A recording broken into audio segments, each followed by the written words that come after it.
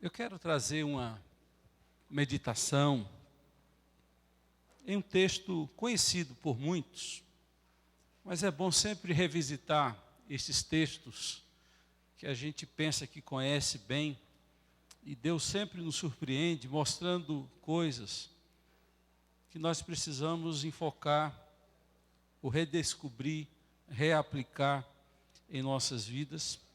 Evangelho de Mateus, capítulo 19, o texto vai ser projetado, mas eu quero já dar uma palavra a todos aqui.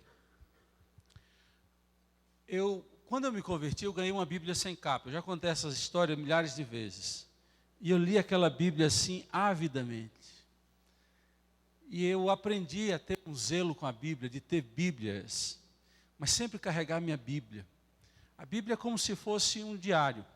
A gente vai colocando anotações, grifos, e aqueles grifos e anotações nos remetem a momentos da nossa comunhão com Deus, da nossa experiência com Deus.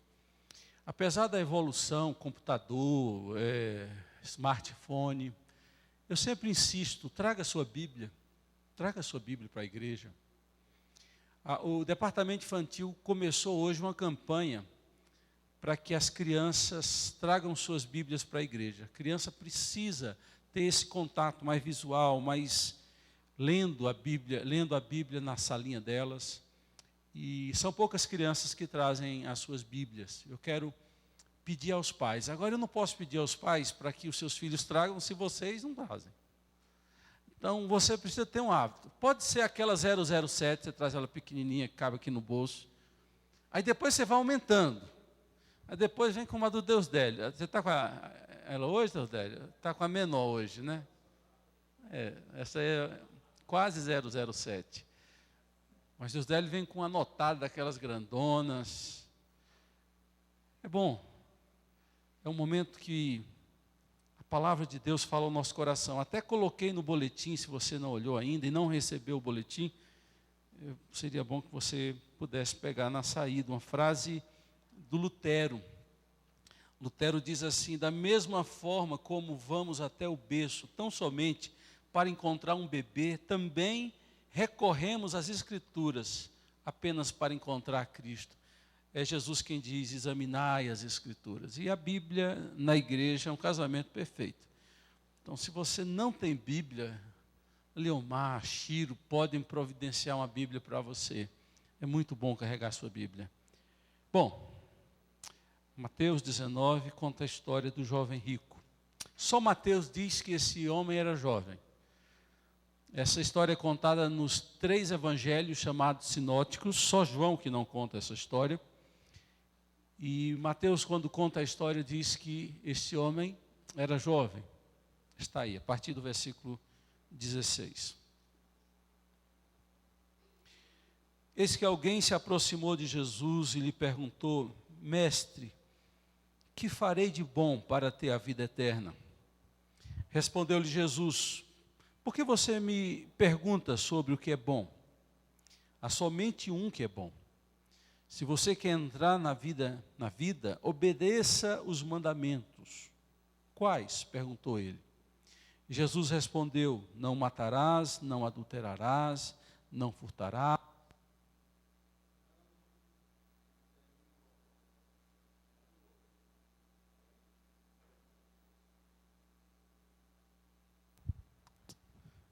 É bom procurar outra aqui, André, porque pode pifar a qualquer momento.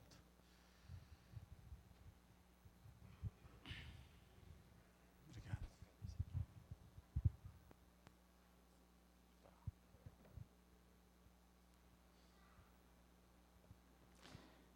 Vamos então para o 18.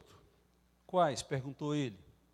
Jesus respondeu: não matarás, não adulterarás, não furtarás, não darás falso testemunho, honra teu pai e tua mãe, e amarás ao teu próximo como a ti mesmo. Disse-lhe o jovem: a tudo isso tenho obedecido. O que me falta ainda?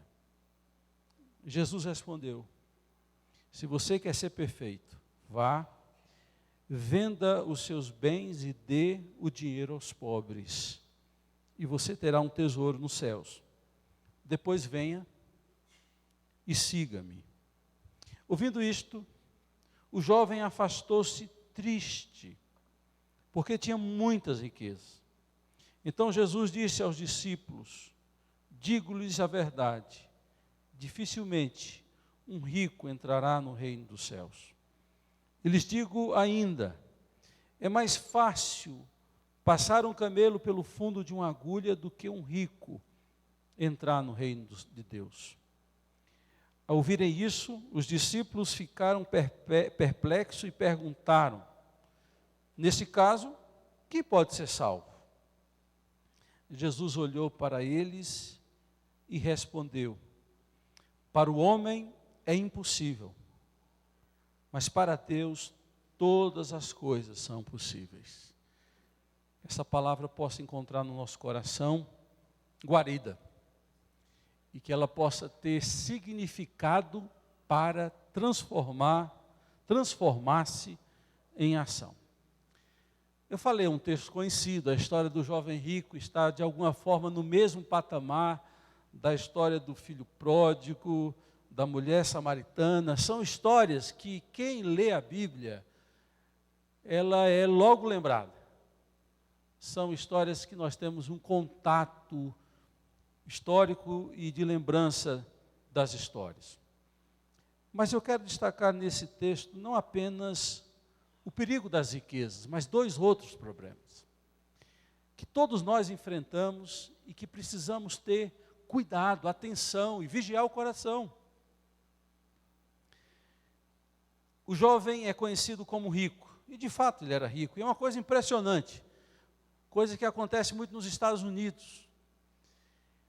Você enriquece rápido. Na década de 70, 80, as pessoas faziam de tudo lá nos Estados Unidos para ganhar o seu primeiro milhão, e muitos ganhavam o seu primeiro milhão. Hoje, no setor da informática, muitos que estão fazendo aplicativos, o fundador do Orkut, antigo Orkut, Facebook e outros mais, enriquecem de forma assustadora, rapidamente, e é lá que isso acontece. No Brasil não acontece muito isso, a não ser se você tem político como familiar, mas normalmente você não enriquece. Esse jovem não vive num contexto de prosperidade financeira nem capitalista, é uma região semi-pastoril, uma região agrícola, uma região simples, e ele, jovem, é rico. É um homem de posse. A Bíblia não dá pistas de onde vem a riqueza, se foi fruto do trabalho, herança, que ele fez prosperar, aumentar, nós não sabemos. O que nós sabemos é que este homem era rico, tinha muitas posses, muitos bens. E esse texto, junto com outros textos das Escrituras, nos faz entender, nos levarão a entender algumas coisas importantes. O mal não está em ter dinheiros e bem. O mal é o que o bem e o dinheiro pode fazer com o seu coração. A Bíblia vai dizer de forma categórica que o amor ao dinheiro é a raiz de todos os males. Não é o dinheiro. É o apego, é o que ele causa, o que ele faz no meu coração, o que ele pode mudar na minha estrutura emocional e espiritual, que vai determinar se ele é bom ou mal. Em essência, ele não tem um aspecto negativo e positivo. É como nós vamos trabalhar com ele. E mais uma vez aqui, Jesus faz um diagnóstico. Dificilmente, raramente, um rico entrará no reino dos céus. Por quê? Eu poderia alencar uma lista de razões da dificuldade de um rico entrar no reino do céu. Porque normalmente o rico, ele tende a pensar que pelo fato de ter, ele é melhor do que quem não tem. Isso é um grande risco, que muitos que têm pensam que são. E quem conhece um pouco de anatomia humana sabe que rico e pobre, ou classe média, Aí você pode usar todas as graduações alfanuméricas de graduação de classe social no Brasil, você vai descobrir que todos nós temos sangue, só muda o tipo, a tipagem do sangue e colesterol, glicose a mais ou a menos, mas é tudo sangue. Todos nós vamos ao banheiro e fede quando a gente vai ao banheiro. Todos nós transpiramos. Todos nós temos cabelos, nós somos iguais em essência, em corpo. Na composição espiritual, nós temos uma parte imaterial em nós. Nós estamos nivelados como seres humanos, criados do barro. Por isso que para o pó voltaremos. O grande lance, o grande segredo para quem vive na face da terra como ser humano é descobrir que ele pode ser vencido por um vírus que vem no mosquito. Pode nos derrubar e nos matar. O Salmo 8, o salmista pergunta: que é o homem? Que é o homem? Para que dele te lembres. E o filho do homem para que o visites. Então, quando nós descobrimos o que somos e de onde viemos, tudo faz sentido na nossa vida. Aí nós não nos achamos superiores a ninguém, por ter mais, por ter conhecimento, por ter recursos, bens, carros, lanchas, aviões. Quando o rico que não tem Deus no coração, ou que tem Deus e diz que tem Deus, se acha superior, ele não entendeu que ele é feito do pó. Desde o Velho Testamento, Deus orientava as pessoas a se humilharem. E uma das formas da humilhação era vestir panos de saco, lançar-se ao chão, em alguns casos, lançar pó sobre si. Ao fazer isso, nós éramos e somos lembrados, ou eles lembravam de onde vieram, do pó. Então, normalmente, o rico tem esse grande problema de correr o risco de achar que é superior. Outro risco, de achar que é suficiente. E a autossuficiência toma conta do seu coração. E por ser maior do que o outro, por ser suficiente, se bastar, poder comprar, poder bancar, essas pessoas passam a precificar os outros. Então as pessoas não valem pelo que elas são, elas valem pelo que eu posso pagar por elas. E as pessoas então não deixam de ser pessoas e passam a ser coisas. Porque o valor que você tem, ninguém pode pagar por você. O valor que você tem, ninguém pode pagar por você. É tão verdade isso que eu estou dizendo, que só o sangue de Jesus, que dinheiro na face da terra não pode nem se comparar ao valor do sangue de Jesus, diz a palavra de Deus, Pedro falando, que nós não fomos comprados com ouro, pedras preciosas, prata, porque isso não podia nos comprar. Fomos comprados pelo sangue de Cristo, que está numa categoria muito superior a ouro e prata. Então nós não podemos ser comprados. Nós nos vendemos baratos. Nós baixamos o nosso valor.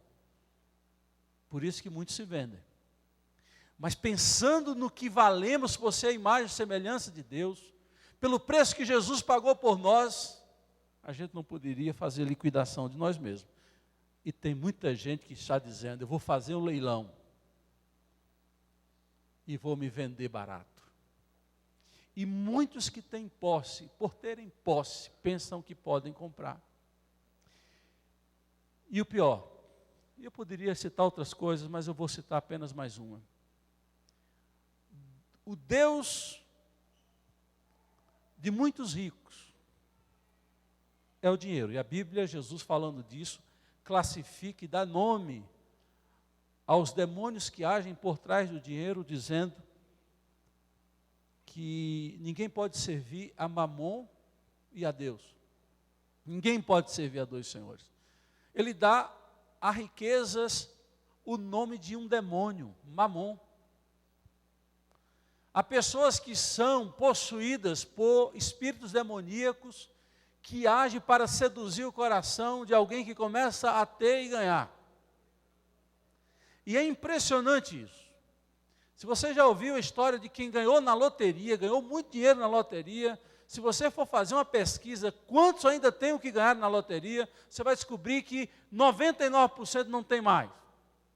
Garimpeiro, por exemplo. Se você for pegar a história de garimpos, pessoas que ganharam muito dinheiro, você vai descobrir que eles não têm mais o dinheiro.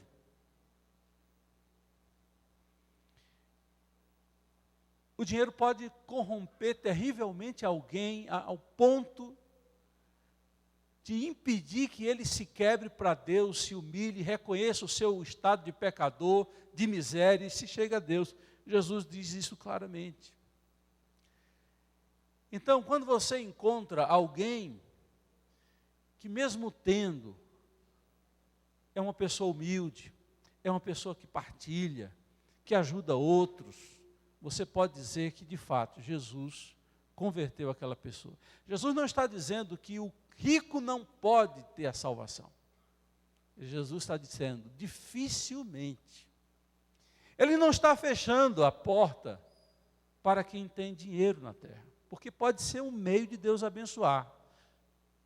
Deus pode dar condição de termos recursos financeiros e ser um sinal de bênção na nossa vida, quando nós abençoamos outros. Mas toda vez que a riqueza é estanque, que a riqueza está num ciclo fechado, e eu não sou generoso, essa riqueza não me faz bem. Nós precisamos aprender a partilhar. O perigo da riqueza fez com que esse jovem, ouvindo o desafio de Jesus, vai e vende tudo o que você tem e dê aos pobres.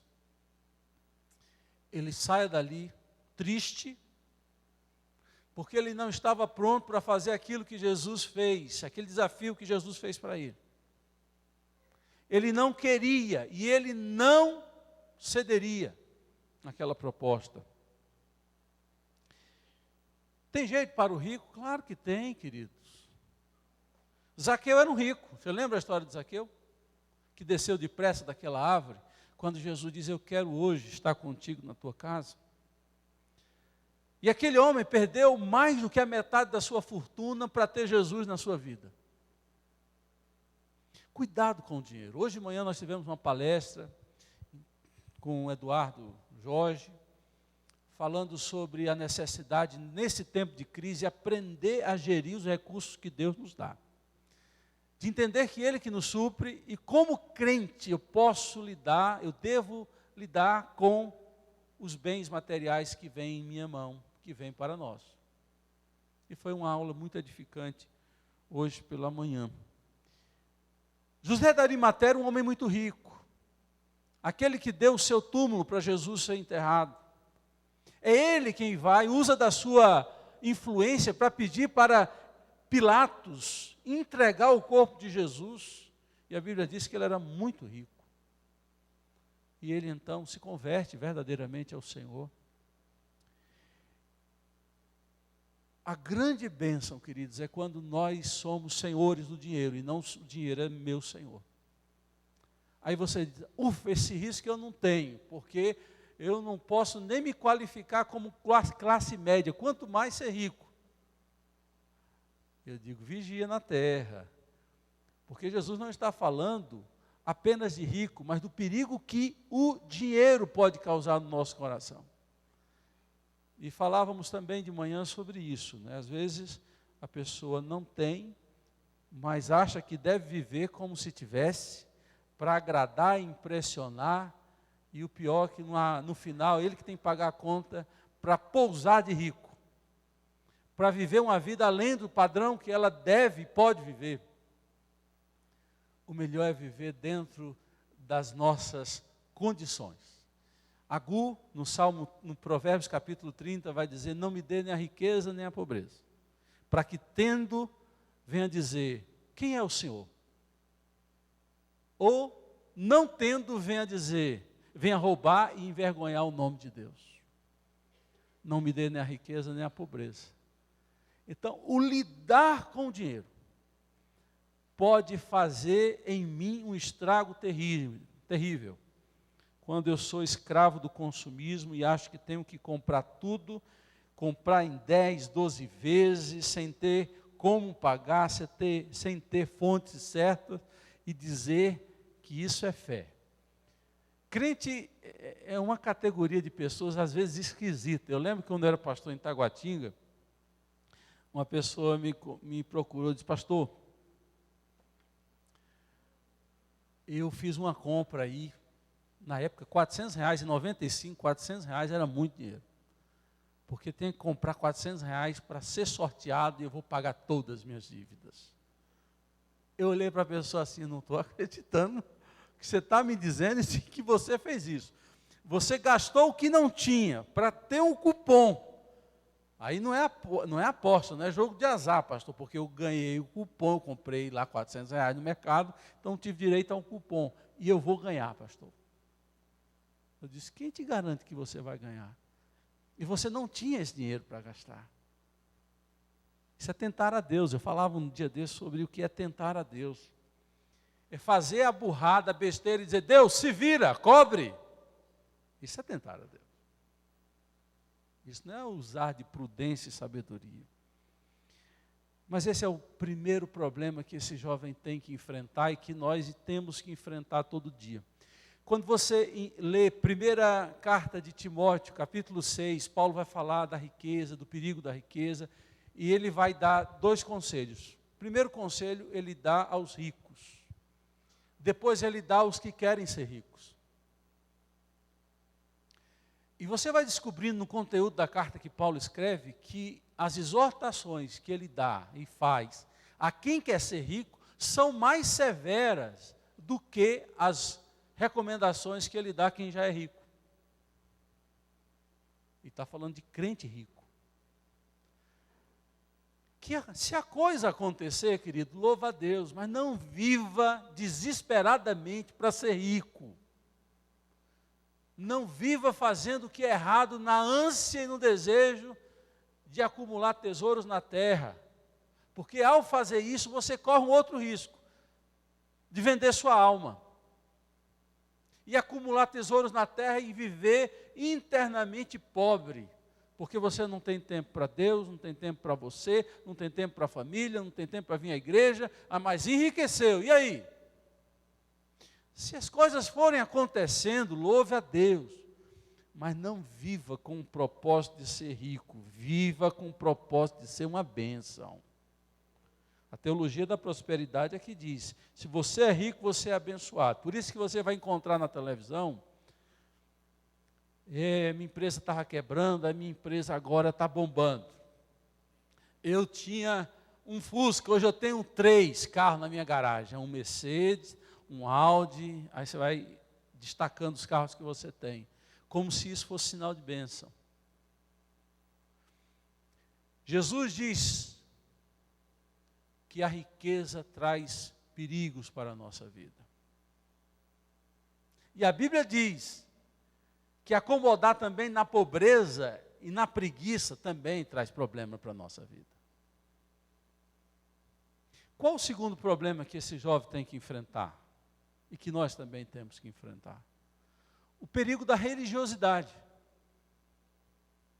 Ele chega para Jesus e diz, bom mestre, que hei de fazer para herdar a vida eterna? É uma pergunta que muitos fazem até hoje. Muitos não aprenderam nem sequer a fazer a pergunta, quanto mais ter a resposta.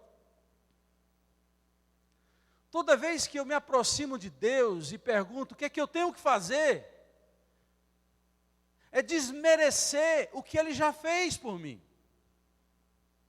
A grande mensagem do cristianismo não é o que eu faço para Deus, é o que Deus fez por nós. Paulo escreve aos Coríntios, Deus estava em Cristo, reconciliando consigo o mundo. Quando Jesus paga o preço na cruz, quando por amor Ele morre por nós, Ele fez o que nós não tínhamos condição de fazer.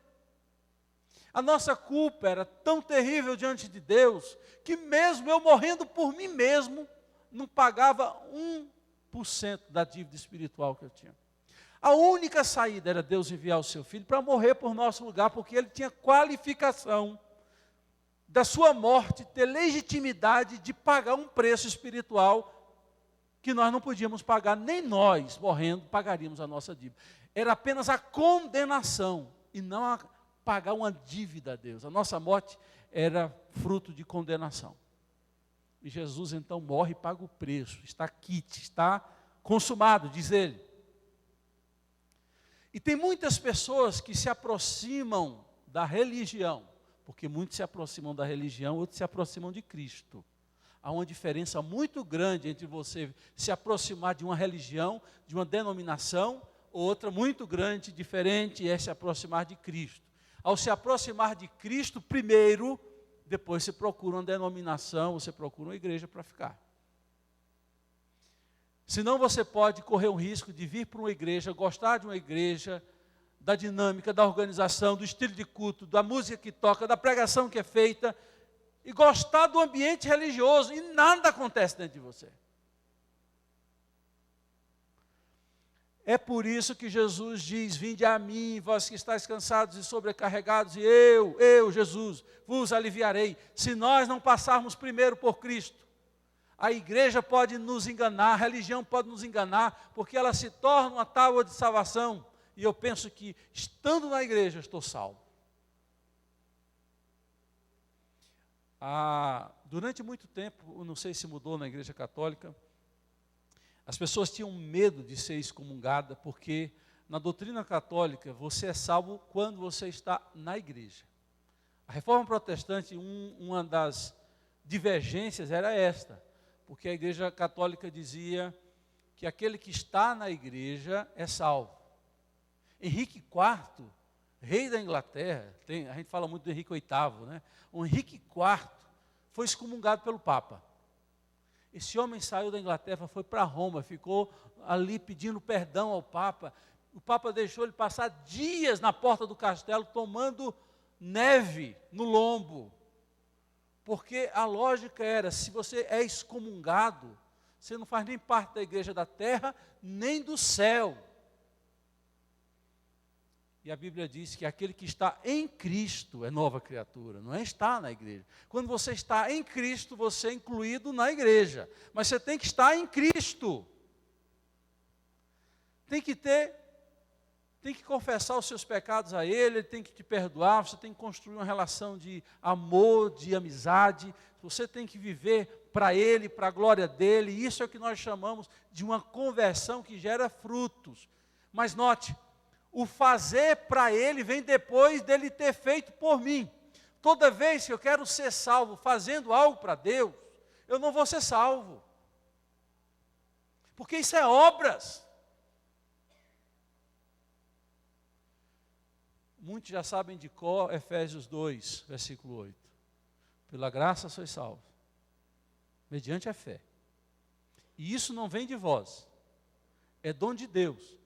Não vem de vós para que ninguém se glorie, porque toda vez que eu faço alguma coisa, eu me sinto no direito de cobrar de Deus. Agora, quando eu entendo que até mesmo o que eu faço para Deus, é Ele que me capacita a fazer, eu vou dizer: Deus, está aqui, o Senhor me capacitou, me deu dons, me deu condições de fazer, louvado seja o Teu nome. Nós não vamos nos equiparar àquele que aparece no templo, o publicano e o fariseu sobem ao templo, Lucas 18, e um bate no peito, e com humildade se coloca diante de Deus, e o outro diz: graças te dou, Pai, porque não sou como os demais homens, roubadores, pecadores. Eu oro tantas vezes ao dia, eu jejuo tantas vezes por semana, eu dou o dízimo de tudo que eu tenho. Estava prestando relatório do que ele fazia. Eu mereço ser salvo, eu mereço bênção, porque eu faço. E esse jovem se aproxima com o mesmo raciocínio. Deus, eu vim esse domingo na igreja, o senhor está vendo, né? Então, essa semana o senhor cuida de mim. Estou fazendo. Aí a gente pensa que pode cobrar ou atrair Deus, o favor de Deus para mim por conta do que eu faço para Ele. Jesus é muito sábio. Eu fico impressionado com a capacidade de dialogar que Jesus tem e de dar um laço tão bem dado para trazer o sujeito a uma conclusão inescapável. Há algumas igrejas que dizem que o sábado é o dia que deve se guardar. Você notou que Jesus cita alguns mandamentos e não cita o sábado aqui? Guardar o sábado? Porque não é tão importante como muitas pessoas falam. Ele fala não adulterar. Ele vai dizendo, mas isso eu faço. Mas isso eu faço. Eu vejo a lógica de Jesus aqui, era de jogar o docinho para a pessoa. Não, mas isso aqui é fácil fazer, isso aqui é fácil fazer. Até que Jesus diz assim, vende tudo que tu tens e dá aos pobres. Para aí. A gente sabe que a lei de Deus quer nos ajustar a Ele e depois nos ajustar nos relacionamentos. Por isso que eu não roubo, por isso que eu não devo adulterar, por isso que eu não devo matar. É a minha relação com o meu próximo. A lei, em lugar algum, nem no Velho nem no Novo Testamento, tem uma ordem dizendo, venda tudo que você tem e dê aos pobres. Esta não é uma revelação absoluta que Jesus está dando. A partir de hoje só se converte verdadeiramente quem vende tudo e dá aos pobres. Não, é porque no caso daquele jovem, ele precisava entender que nós só vamos viver uma vida espiritual sadia quando descobrirmos que tem coisas que eu não dou conta de fazer. E a grande bênção é quando eu descubro que eu não dou conta de fazer muita coisa. E quando eu descubro que não dou conta de fazer muita coisa, eu vou para Ele, eu vou para os pés dEle, dizer, Deus, eu não dou conta. E quando a gente se descobre fraco, Ele nos fortalece para fazer e dar conta. Quem pensa que dá conta e bate no peito, e quer viver uma vida espiritual achando que depende dEle, nós dependemos de Deus. Até o que a gente faz, se Ele não me capacitar para fazer, estou perdido. Então ele se aproxima, e Jesus está dando corda para ele. Você faz tudo, isso aqui você consegue fazer? Vende tudo que você tem e dê aos pobres. Aí ele falou, aí o Senhor pegou pesado.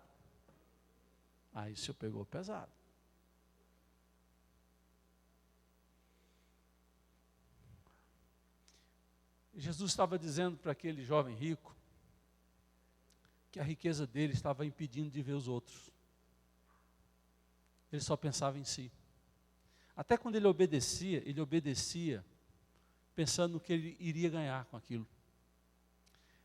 Ele estava dizendo, quando ele pergunta o que é que eu tenho que fazer, porque normalmente quem tem e ganha muito dinheiro, ele pensa como comerciante. E ao pensar como comerciante, ele vai para a vida espiritual pensando em comprar a bênção. E aí ele descobre que a moeda de compra e de troca que ele tinha para comprar pessoas e fazer o que ele bem entendia, ele tinha que se desfazer daquilo. Aí ele diz não. Por isso que para aquele jovem o problema era o dinheiro. Talvez para você, o seu problema é largar o adultério. Eu não vou ser crente porque eu não vou poder ter mais mulheres. Ou ter um caso com um homem A, B, C. Aí eu não vou assumir um compromisso com Jesus porque esse negócio de não poder ir mais para a balada vai atrapalhar a minha vida. Então Jesus vai trabalhar na área que você precisa. Talvez para você, se fosse você naquela história, a exigência fosse outra. Meu filho, a partir de hoje você vai parar de falar da vida dos outros. Não, senhor, aí não, aí é pegar pesado. Deixar de fazer a piadinha e apontar o erro dos outros, não, peraí, senhor, é pegar pesado. Mas, sobretudo, não é o que você faz, senão você compraria a salvação. Seriam obras. É o que você não tem condição de fazer para se salvar e para se manter na presença de Deus salvo. Porque é Ele que vai nos dando força. Quantas vezes, se você olhar para a sua história, você esteve ao ponto de voltar para o Egito, pensando nas panelas do Egito, e Ele te levou para continuar na jornada. Quantas vezes você desistiu da fé, e Ele te deu força. A sua vida não depende de você, nem para obedecer. Você depende de Deus. Por isso que quem se humilha, quem está ali na brecha, buscando a Deus, nas suas fragilidades, reconhecendo os seus pecados, suas limitações, Deus, de uma forma assustadora, levanta essa pessoa e você vê essa pessoa como um foguete chegar lá. Mas o arrogante, aquele que acha, comigo é assim, está lá no buraco. Não consegue sair de lá. Você lembra de Nicodemos? Nicodemos toma um susto quando Jesus diz para ele: você tem que nascer de novo, cabra. Como assim? Eu sou um homem importante em Israel, eu faço parte do Sinédrio. Eu tenho as minhas obrigações espirituais e faço rigorosamente. Você tem que nascer de novo. Esse ambiente de igreja, para nossas crianças, é muito sutil. Porque elas vão se acostumando com o espiritual, com o sagrado. E elas podem estar na igreja sem ter uma conversão genuína. Por isso que nós precisamos ensinar as nossas crianças, mesmo que elas nasceram na igreja, foram criadas na igreja, que elas têm que confessar Jesus como Salvador delas, e elas têm que reconhecer que são pecadoras. As nossas crianças, os nossos filhos, não deixam de ser pecadores porque nasceram na igreja, tiveram toda uma formação na igreja. Eles precisam também se converter. Senão eles caem nessa cilada da religiosidade. Não, eu estou aqui na igreja presbiteriana desde o meu tataravô. Filho de peixe, peixinho é. Filho de crente não é crentino. Aliás, não é crente, pode ser até um crentino. Se não, tomar cuidado. Então ele tem que ter uma experiência de novo nascimento. O primeiro perigo que esse jovem tinha que enfrentar era a riqueza. O segundo perigo era a religiosidade. E o terceiro? Os atrativos da juventude. Os atrativos da juventude.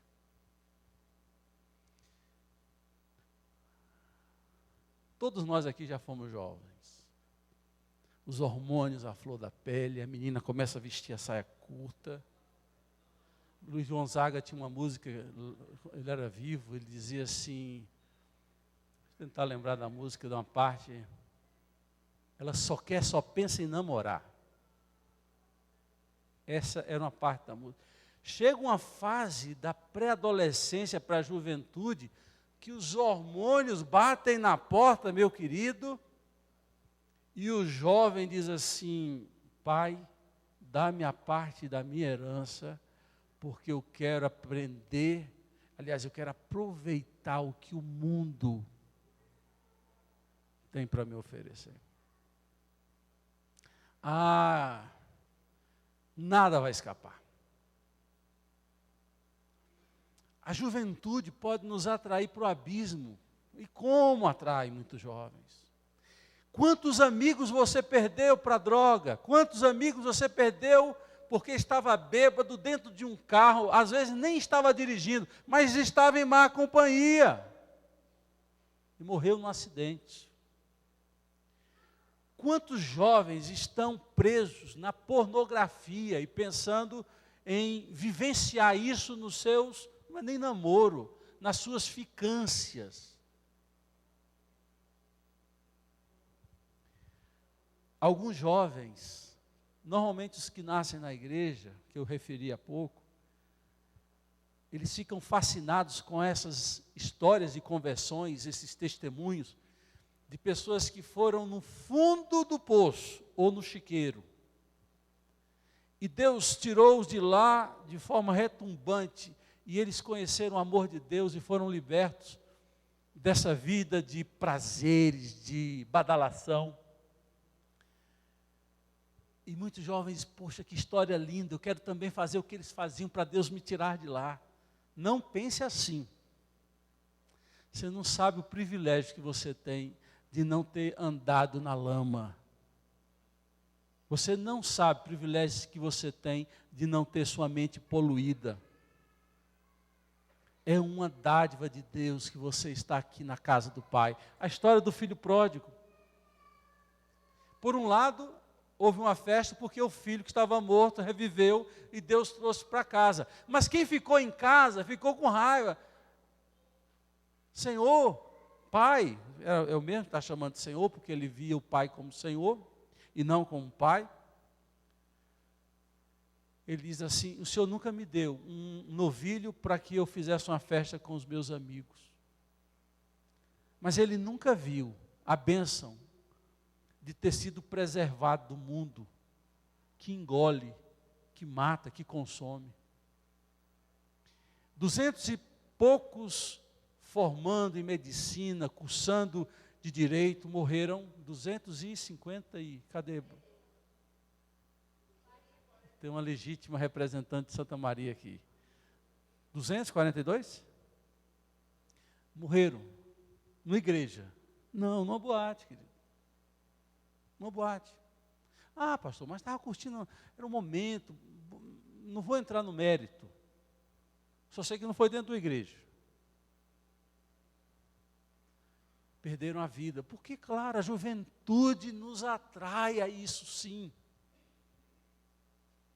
Eu nunca pensei que eu iria dizer isso. Eu já fui jovem. Eu já fui jovem. A gente enfoca na riqueza, o rico tem dificuldades. O religioso tem dificuldade de abrir os olhos e de encontrar Jesus no meio da religião. E muitos têm dificuldade de encarar o perigo da juventude. Os pais hoje ficam com medo quando o filho vai para a faculdade. Ele diz assim: será que volta? Depende do que você semeou. Eles voltam. Mas tem um outro lado que também está sendo perigoso. É quando nós, aí vou me incluir, nós que somos velhos, achamos que podemos ser jovens e aproveitar tudo novo. Está tudo virado de cabeça para baixo, eu não estou entendendo mais. Quando os da terceira idade querem ser jovens de novo, aí separou, aí já viu. Aí é tanto para homem como mulher, antigamente era o homem. Separou, segura esse homem, virou adolescente.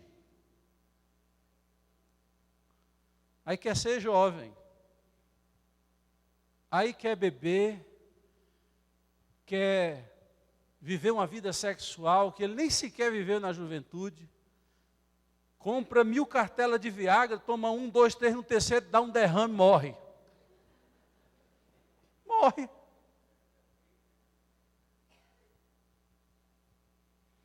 Aí começa se achando jovem. Há pesquisas hoje que dizem que a AIDS e doenças sexualmente transmissíveis estão proliferando entre as pessoas mais velhas. Porque essas pessoas que viveram uma vida casadas, elas viviam sem usar preservativo, afinal de contas, viviam dentro de um casamento. Aí saem do casamento, vão viver uma vida aí fora como se fossem jovens. E tem relações sem preservativos. E muitos estão contaminados, alguns sem saber. Porque querem ser jovens. Ser jovem é bom, né? Revigorar. Mas até a juventude é um perigo para a nossa vida espiritual. E eu falo para os jovens e para os velhos que querem ser jovens.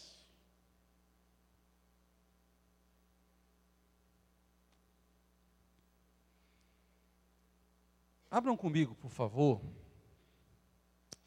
Primeira carta de João, capítulo 2.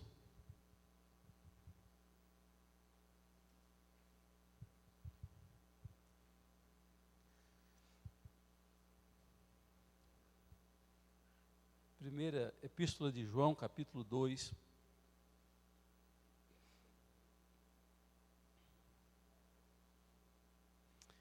Dois, 12. Filhinhos, eu lhes escrevo porque os seus pecados foram perdoados. Glória a Deus. Graças ao nome de Jesus. Pais, eu lhes escrevo porque vocês conhecem aquele que desde o princípio, que é desde o princípio. Jovens, eu lhes escrevo porque venceram o maligno. Preste atenção numa coisa que eu vou dizer. Ao mesmo tempo que a juventude, os impulsos da juventude, podem me afastar de Deus e me privar de conhecer as delícias de Deus, se eu aplico a minha juventude para Deus, a Bíblia diz que não são os pais que vencem o maligno, são os jovens. Porque vocês são fortes. O vigor físico pode também virar um vigor espiritual. Eu me converti jovem. Eu me converti de 15 para 16 anos. Naquela época, jovem fazia coisa na igreja. Jovem estava em tudo. Hoje nós temos jovens velhos, né? Eu não vou para a escola dominical. Eu não perdi uma escola dominical. Reunião de sábado, nenhuma. Vigília de oração. Campanha de oração, trabalhar na igreja. É assim que a gente cresce, é assim que a gente vence o maligno. Quando a igreja tem jovens, é uma bênção. Então, pai, seu filho quer vir para a igreja, é de madrugada, meu filho, vá não, tem que buscar você 3 da manhã lá na igreja. Ah, condenado, se cai um raio na tua cabeça, tu vai dizer o que ainda? Traz teu filho para a igreja. Mas negócio, todo sábado ir para a igreja, levar o filho para a igreja, porque pastor tem que descansar. Descansar de quê? Você é servente de pedreiro? Você é servente de pedreiro para ter que descansar? E a gente priva os nossos filhos de ter isso, de fazer com que eles tenham experiência com Deus marcantes. De acampamento. Quantos acampamentos aqui que nós já fomos, nós que temos um histórico de igreja, que foram determinantes para a nossa vida, hein, Bruno? Não é? Quantos acampamentos? Quantos casamentos nasceram em acampamentos? Lavando pratos, rancharia, por lavando pratos, assim, se engraçando. Aí, acontecia. Então, meu querido jovem, você que está aqui pré-adolescente, você é jovem. Você é forte. Você pode vencer o maligno, agora note. Você pode vencer o maligno, mas se você não cuidar dos impulsos da sua juventude, o maligno te vence. Você tem tudo para vencer o maligno. É a Bíblia que diz. Tudo. Mas se você não usar a sua força, não usar a sua determinação para Deus, para a glória de Deus, o maligno te vence. E para você voltar é difícil. Essa história nos fala dos 3 perigos que esse jovem tinha. Não era fácil para ele. Primeiro, ele era rico. Segundo, ele era religioso. Terceiro, ele era jovem. Em algum caso aqui você se enquadrou, ele se enquadrava nos 3. O ruim da história dele é que ele vai embora e não volta mais. A Bíblia diz que ele foi embora triste, porque ele não queria abrir mão da juventude dele. Afinal de contas, ele queria aprontar e não ter ninguém tolhendo a sua vida. Ele queria comprar a salvação. O que é que ele tinha que fazer? Quanto é que custa aí? E ele queria viver a vida do bom vivant. Ele queria tirar tudo que o dinheiro podia lhe dar. E eu termino essa palavra perguntando: em quais desses perigos você está travando uma batalha ou está perdendo a batalha?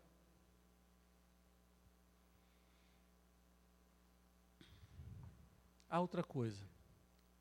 Eu falei dos pais dos jovens, maridos e esposos. Se seu marido é um servo na casa do Senhor, não atrapalhe a vida dele, viu? Você já vai para a igreja de novo. Você está proibida de falar isso para ele. Proibida. E você, se é crente, sua mulher está dedicada ao trabalho, faz uma audiência com ela, marca com ela. Mas não atrapalhe ela. Porque não tem coisa melhor do que alguém servir a Deus na casa do Senhor. Não atrapalhe. Porque Deus não gosta de concorrência nessas áreas, não. Imagina quem vai perder. Tenho dito. Bom, vamos orar.